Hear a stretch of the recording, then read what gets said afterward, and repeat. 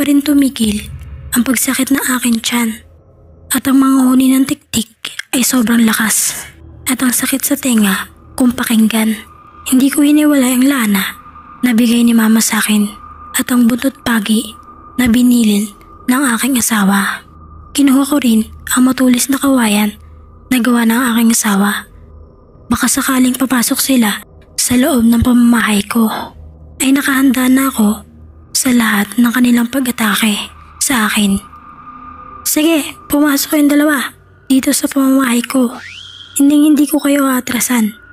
Kala ninyo makukuha ninyo ang aking anak na nasa sinapupunan ko? Pwes, nagkakamali kayo. Lalaban ako sa inyo kahit ikamatay ko pa. Hinintay lang pala ninyo na umalis ang aking asawa. Ako lang mag-isa dito. Pumasok kayo. Pagtingin ko sa taas ng aming bubong ay nandito ang isang tiktik. Pinutas niya ang bubong namin. Nakita ko mismo ng dalawang mata ko at ang mga dila nito ay napakahaba. Naglalaway, nakatingin sa aking tiyan. Sakto naman na may hawak akong kawayan na pinatulis.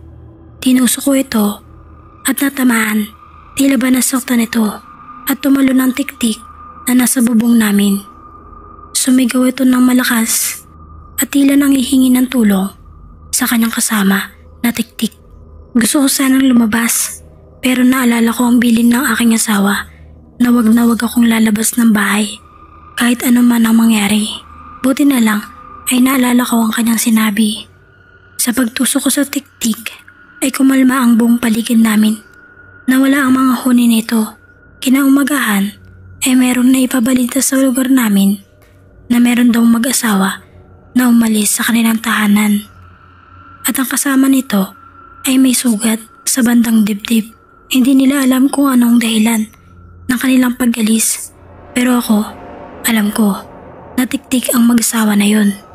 Kasi sa bandang dibdib ko siya tinamaan ng matulis na kawayan.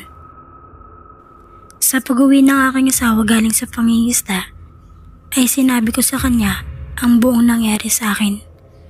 Buti na lang daw ay lumaban ako sa kanila. Kung hindi, biktima na sana ng tiktik ang aking anak ngayon. Wala naman sigurong ina na hayaan na lang ang anak na masaktan.